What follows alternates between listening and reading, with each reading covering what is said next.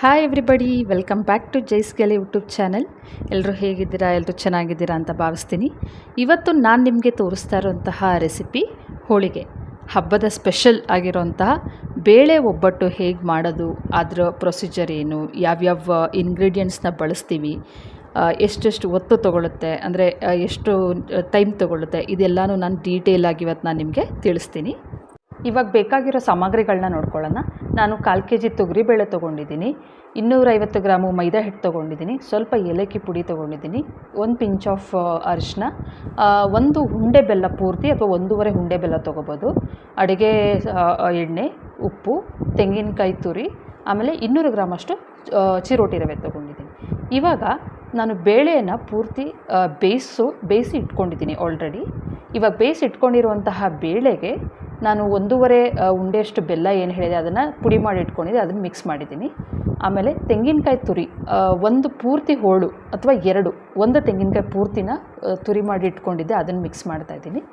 ಇವಾಗ ಸ್ವಲ್ಪ ಏಲಕ್ಕಿ ಪುಡಿ ಹಾಕಿ ಅಷ್ಟನ್ನು ಇವಾಗ ಮಿಕ್ಸ್ ಮಾಡ್ತೀನಿ. ಕ್ಲೀನಾಗಿ ಮಿಕ್ಸ್ ಮಾಡಿ ಸ್ಟವ್ ಮೇಲೆ ಒಂದು 3 ನಿಮಿಷಗಳ ಕಾಲ, ಹೈ ಫ್ಲೇಮಲ್ಲೇ ಒಂದು 3 ನಿಮಿಷಗಳ ಕಾಲ ಎಲ್ಲನೂ ನೀಟಾಗಿ ಬಿಸಿ ಆಗೋ ಥರ ಬಿಸಿ ಮಾಡ್ಕೊಳ್ತೀನಿ. ಬಿಕಾಸ್ ಅದು ಬೆಲ್ಲ ಒಂದು ಸ್ವಲ್ಪ ಕರಗಬೇಕು, ಆಮೇಲೆ ಎಲ್ಲನೂ ಹೊಂದ್ಕೋಬೇಕು, ಆ ಕಾರಣಕ್ಕೆ ಬಿಸಿ ಮಾಡ್ತಾಯಿದ್ದೀನಿ. ಇವಾಗ ಒಂದು ಬಾಣಲಿಯಲ್ಲಿ 250 ಗ್ರಾಮಷ್ಟು ಮೈದಾನ ನಾನು ತೊಗೊಳ್ತೀನಿ. ಅದಕ್ಕೆ 200 ಗ್ರಾಮಷ್ಟು ಚಿರೋಟಿ ರವೆನ ನಾನು ಬಳಸ್ಕೊಳ್ತೀನಿ. ಸ್ವಲ್ಪ pinch off salt, 1 pinch off ಅರಿಶಿನ, ಇಷ್ಟನ್ನು ಹಾಕಿಬಿಟ್ಟು ಅದನ್ನು ಆ 4 ಹೊಂದ್ಕೊಳ್ಳೋ ಹಾಗೆ ಕೈಯಲ್ಲಿ ಮಿಕ್ಸ್ ಮಾಡ್ತೀನಿ. ಇವಾಗ ಸ್ವಲ್ಪ ಎಣ್ಣೆನ ಹಾಕ್ಕೊಳ್ತಾ ಮಿಕ್ಸ್ ಮಾಡ್ಕೊಳ್ತಾ ಹೋಗ್ತೀನಿ ಹಿಟ್ಟನ್ನು ಪೂರ್ತಿ. ನೀಟಾಗಿ ಎಲ್ಲ ಎಣ್ಣೆ, ಉಪ್ಪು, ಅರಿಶಿನ, ರವೆ ಮತ್ತು ಮೈದಾ ಎಲ್ಲನೂ ನೀಟಾಗಿ ಮಿಕ್ಸ್ ಆಗಬೇಕು. ಆ ರೀತಿ ಮಿಕ್ಸ್ ಮಾಡಿಕೊಂಡು ಅದಾದಮೇಲೆ ಸ್ವಲ್ಪನೇ ನೀರನ್ನು ಹಾಕ್ಕೊಳ್ತಾ ಒಂದು ಚಪಾತಿ ಹಿಟ್ಟು ಹದ ಬರುತ್ತಲ್ಲ, ಆ ಹದಕ್ಕೆ ಮಿಕ್ಸ್ ಮಾಡಿ ಇಟ್ಕೊಳ್ತೀನಿ. ಎಲ್ಲನೂ ನಾದಿ ಇಟ್ಕೋಬೇಕು ಕ್ಲೀನಾಗಿ. ನಾದಿಟ್ಟಾದಮೇಲೆ ಇದಕ್ಕೆ ಇಟ್ಟು ಮುಳುಗೋ ಅಷ್ಟು ನೀರನ್ನು ಹಾಕಿ ಬಿಟ್ಬಿಡಬೇಕು. ಒಂದು 2 ಅವರ್ಸ್ ಬಿಟ್ಬಿಡಬೇಕು. ಕೆಲವರು ಓವರ್ನೈಟ್ ಸೋಕ್ ಮಾಡ್ತಾರೆ, ನಾನು ಜಸ್ಟ್ 1-2 ಅವರ್ಸ್ ಅಷ್ಟೇ ಸೋಕ್ ಮಾಡಿ ಬಿಟ್ಟಿದ್ದೆ. ಇದು ಏನಕ್ಕೆ ಅಂತಂದರೆ ಅದು ಒಂಥರ ಎಲಾಸ್ಟಿಕ್ ಸ್ಟ್ರಕ್ಚರ್ ಬರುತ್ತಲ್ಲ, ಅದಕ್ಕೋಸ್ಕರ. ಇವಾಗ ನಾವು ಬಿಸಿ ಮಾಡಿ ಇಟ್ಕೊಂಡಿದ್ದಂತಹ ಬೇಳೆ ಮತ್ತು ಬೆಲ್ಲದ ಮಿಶ್ರಣ ಏನಿದೆ ಅದನ್ನು ಒಂದು ಮಿಕ್ಸಿ ಜಾರಲ್ಲಿ ಹಾಕಿ ನುಣ್ಣಗೆ ಮಿಕ್ಸಿ ಮಾಡಿ ಇಟ್ಕೊಳ್ತಾ ಇದ್ದೀನಿ. ಸೊ ನೋಡ್ತಾ ಇದ್ದೀರಲ್ಲ, ಅದು ಎಷ್ಟು ನುಣ್ಣಗೆ, ಇನ್ನೂ ನುಣ್ಣಗೆ ಬರಬೇಕು. ಯಾಕೆಂದರೆ ನಾವು ಒಬ್ಬಟ್ಟನ್ನು ತಟ್ಟುವಾಗ ಒಬ್ಬಟ್ಟು ಕೀಳಬಾರ್ದು, ಫುಲ್ಲು ನುಣ್ಣಗೆ ಇರಬೇಕು. ಇವಾಗ 2 hours ಆಗಿದೆ. ಮೈದಾ ಹಿಟ್ಟಿಂದ ನೀರನ್ನು ತೆಗೆದು ಎಣ್ಣೆ ಹಾಕಿ ನಾನಿವಾಗ ಮತ್ತೆ ಅದನ್ನು ನಾದ್ತೀನಿ. ಆ ಮೈದಾ ಹಿಟ್ಟನ್ನು ಎಷ್ಟು ನಾದಿದ್ರೂ ಎಷ್ಟು ನಾದ್ತೀವಿ ಅಂದ್ರೂ ತುಂಬ ಚೆನ್ನಾಗಿರುತ್ತೆ. ನಾನಿವಾಗ ಎಣ್ಣೆ ಹಾಕಿದ್ದೀನಿ, ನೀರೆಲ್ಲ ಬಗ್ಸ್ಬಿಟ್ಟು ಎಣ್ಣೆ ಹಾಕಿದ್ದೀನಿ. ನೋಡಿ, ಎಣ್ಣೆ ಎಲ್ಲ ಫುಲ್ ಮತ್ತೆ ಅಬ್ಸರ್ವ್ ಆಗೋಯ್ತು. ಈಗ ಮತ್ತೆ ನಾನು ಎಣ್ಣೆ ಹಾಕಿ ಮತ್ತೆ ನಾದ್ತೀನಿ. ಕೈಗೆ ಅಂಟ್ಕೋಬಾರ್ದು, ಆ ರೀತಿ ನಾದ್ತಾ ಇರಬೇಕು. ಅದು ಒಂಥರ ಎಳೆಯಾಗಿ ಚೆನ್ನಾಗಿ ಬರುತ್ತೆ. ಇನ್ನಷ್ಟು ಎಣ್ಣೆನ ಹಾಕಿ ಇನ್ನಷ್ಟು ನಾದಬೇಕು. ಚಿರೋಟಿ ರವೆ ಎಲ್ಲ ಇರುತ್ತಲ್ಲ, ಅದೆಲ್ಲ ನೀಟಾಗಿ ಸೋಕ್ ಆಗಿರುತ್ತೆ. ಒಂಥರ ಎಲಾಸ್ಟಿಕ್ ಸ್ಟ್ರಕ್ಚರ್ ಬರುತ್ತೆ ಹಿಟ್ಟಿದ್ದು. ಆ ಥರ ಸ್ಟ್ರಕ್ಚರ್ ಇದ್ದಾಗ ನಾವು ಒಬ್ಬಟ್ಟು ಮಾಡುವಾಗ ಎಷ್ಟು ಬೇಕಾದರೂ ಎಳ್ಕೊಳ್ಬೋದು. ಇನ್ನೂ ಒಂದು ಸ್ವಲ್ಪ ಎಣ್ಣೆನ ಹಾಕಿ ಇನ್ನೂ ಚೆನ್ನಾಗಿ ನಾದ್ತಾ ಇದ್ದೀನಿ. ನೋಡಿ, ಇವಾಗ ಎಣ್ಣೆ ಎಲ್ಲ ಅಬ್ಸರ್ವ್ ಆಗಿ ಆಲ್ಮೋಸ್ಟ್ ಹಿಟ್ಟು ರೆಡಿಯಾಗಿದೆ. ನೋಡಿ, ಈ ಥರ ಸ್ಟ್ರಕ್ಚರ್ ಬರಬೇಕು. ಅಲ್ಲಿ ತನಕನೂ ಚೆನ್ನಾಗಿ ನಾದಬೇಕು. ಮೇನು ನೀರು ನಾವು ಹಾಕೋದು ಸಾಫ್ಟಾಗಿ ಬರುತ್ತೆ, ಕೈಗೆ ಅಂಟಲ್ಲ. ಆಮೇಲೆ ಆ ಚಿರೋಟಿ ರವೆ ಎಲ್ಲ ಮೆತ್ತಗಾಗುತ್ತೆ ಅನ್ನೋ ಕಾರಣಕ್ಕೆ ನೀರಲ್ಲಿ ಹಾಕಿ ನೆನೆ ಇಡ್ತೀವಿ. ಈ ಥರ ಎಲಾಸ್ಟಿಕ್ ಸ್ಟ್ರಕ್ಚರ್ ಬರಬೇಕು ಅಂದರೆ ನೀರಲ್ಲಿ ಹಾಕಿ ನೆನೆ ಇಡಬೇಕು. ಇವಾಗ ಒಂದು ಸ್ವಲ್ಪ ಮೇಲೆ ಎಣ್ಣೆ ಹಾಕಿ ಬಿಟ್ಬಿಡ್ತೀನಿ.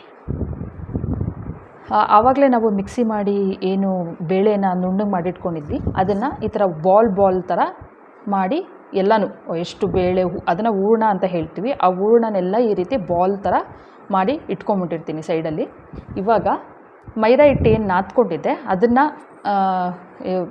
ಚಿಕ್ಕ ಒಂದು ಪೂರಿ ಥರ ಈ ಥರ ತಟ್ಕೊಂಡು, ಇವಾಗ ಅದಕ್ಕೆ ನಾನೇನು ಹೂರ್ಣದ ಬಾಲ್ ರೆಡಿ ಮಾಡ್ಕೊಂಡಿದ್ದೆ ಅಲ್ಲ, ಅದನ್ನು ಮಧ್ಯದಲ್ಲಿಟ್ಟು ಸುತ್ತ ಈ ಮೈದಾದೇನು ಇಟ್ಟಿದೆ ಅದನ್ನು ಪೂರ್ತಿ ಕವರ್ ಮಾಡ್ತಾಯಿದ್ದೀನಿ.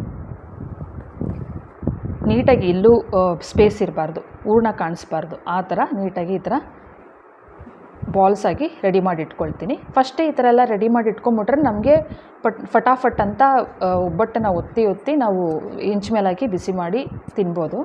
ಇಲ್ಲ ಉಂಡೆ ಮಾಡ್ಕೊಳ್ಳೋದು ಒಂದು ಸಲ, ಅದಾದಮೇಲೆ ಮತ್ತೆ ಮೈದಾ ಹಿಟ್ಟು ಈ ಥರ ಚಪಾತಿ ಥರ ಮಾಡ್ಕೊಳ್ಳೋದು ಒಂದು ಸಲ, ಅದೆಲ್ಲ ಕಷ್ಟ ಆಗುತ್ತೆ. ಸೊ ಈ ಥರ ರೆಡಿ ಮಾಡ್ಕೊಂಬಿಟ್ರೆ ಈಸಿ. ಇವಾಗ ನಾನು ಒಂದು ಬಾಳೆ ಎಲೆಗೆ ಹಾಗೂ ಒಂದು ಪ್ಲಾಸ್ಟಿಕ್ ಕವರ್ಗೆ ಎರಡೂ ಕಡೆ ಎಣ್ಣೆನ ಹಚ್ತಾ ಇದ್ದೀನಿ. ಈಗ ನಾವೇನು ಹೂರಣ ಮತ್ತು ಮೈದಾ ಹಿಟ್ಟು ರೆಡಿ ಮಾಡಿ ಇಟ್ಕೊಂಡಿದ್ವಿ ಉಂಡೆ, ಅದನ್ನು ಬಾಳೆ ಎಲೆ ಮೇಲಿಟ್ಟು ಮೇಲೆ ಪ್ಲಾಸ್ಟಿಕ್ ಕವರ್ನ ಇಟ್ಟು ಈ ರೀತಿ ನೀಟಾಗಿ ಎಳಿತಾ ಇದ್ದೀನಿ. ಅಂದರೆ ಒಬ್ಬಟ್ಟನ್ನು ತಟ್ತಾ ಇದ್ದೀನಿ. ಪ್ಲಾಸ್ಟಿಕ್ ಕವರ್ ಮೇಲೆ ಹಾಕೋದ್ರಿಂದ ನೀಟಾಗಿ ಎಳಿಬೋದು. ಅಂದರೆ ತುಂಬ ತೆಳುವಾಗಿ ತೊಗೊಳ್ಬೋದು. ಒಂಥರ ಮಂದಕ್ಕೆ ಬರೋದಿಲ್ಲ, ದಪ್ಪ ಬರೋದಿಲ್ಲ ಒಬ್ಬಟ್ಟು. ಇವಾಗ ಎಷ್ಟು ತೆಳು ಬೇಕೋ ಅಷ್ಟು ತೆಳುಗೆ ಎಳೆದಾದಮೇಲೆ ಪ್ಲಾಸ್ಟಿಕ್ ಕವರ್ನ ತೆಗೆದು ಇವಾಗ ಬಾಳೆ ಎಲೆ ಸಮೇತ ನಾನು ತವಾ ಮೇಲೆ ಹಾಕ್ತಾಯಿದ್ದೀನಿ.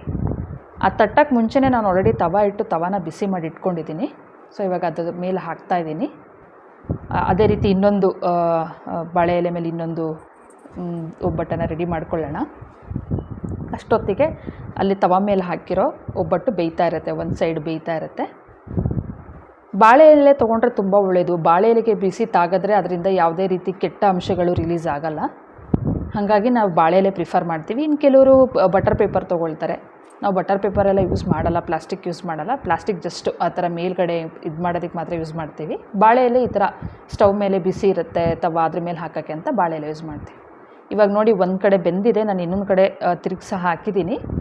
ಒಂದು ಸ್ವಲ್ಪನೂ ಕಿತ್ತೋಗಿಲ್ಲ.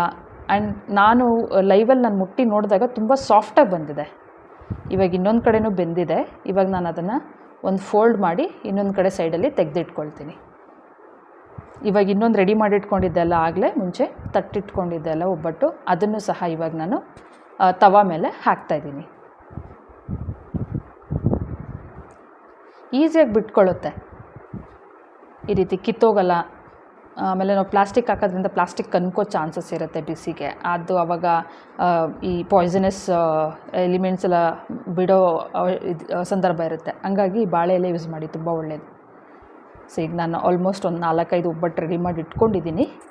ನೋಡಿ ಎಷ್ಟು ಚೆನ್ನಾಗಿ ಬಂದಿದೆ ಅಂದರೆ ಸಖತ್ತಾಗಿ ಬಂದಿತ್ತು, ತುಂಬ ಸಾಫ್ಟಾಗಿ. ಆಮೇಲೆ ಸ್ವೀಟು ಅಷ್ಟೇ ಎಲ್ಲ ಕರೆಕ್ಟಾಗಿ ಒಂದು ಹದದಲ್ಲಿತ್ತು. ತುಂಬ ಅಂದರೆ ತುಂಬ ಚೆನ್ನಾಗಿ ಬಂತು. ಸೊ ನೀವು ಅಷ್ಟೇ ಆರಾಮಾಗಿ ಈಸಿಯಾಗಿ ನೀವೇ ಮನೇಲಿ ಮಾಡ್ಕೊಳ್ಬೋದು. ಹೊರಗಡೆ ತರೋದಕ್ಕಿಂತ ನಾವೇ ಈಸಿಯಾಗಿ ಹೆಲ್ದಿಯಾಗಿ ಮನೇಲಿ ಮಾಡ್ಕೊಂಡು ತಿಂದರೆ ತುಂಬ ಚೆನ್ನಾಗಿರುತ್ತೆ. ಹಬ್ಬದ ವೈಬ್ಸು ಕೂಡ ಕೊಡುತ್ತೆ.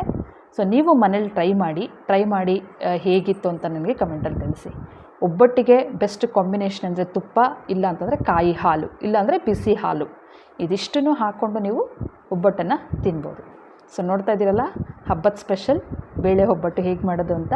ಸೊ ನೀವು ಟ್ರೈ ಮಾಡಿ ಹೇಗಿತ್ತು ಅಂತ ಕಮೆಂಟಲ್ಲಿ ತಿಳಿಸಿ. ಆ್ಯಂಡ್ ಯಾರ್ಯಾರು ಇನ್ನೂ ಸಬ್ಸ್ಕ್ರೈಬ್ ಆಗಿಲ್ಲ, ಪ್ಲೀಸ್ ಸಬ್ಸ್ಕ್ರೈಬ್ ಆಗಿ. ನಿಮಗೆ ಗೊತ್ತಿರೋರ್ಗೂ ಹೇಳಿ ನನಗೆ ಸಬ್ಸ್ಕ್ರೈಬ್ ಮಾಡಿಸಿ ಸಪೋರ್ಟ್ ಮಾಡಿ. Thank you so much for watching. Bye bye.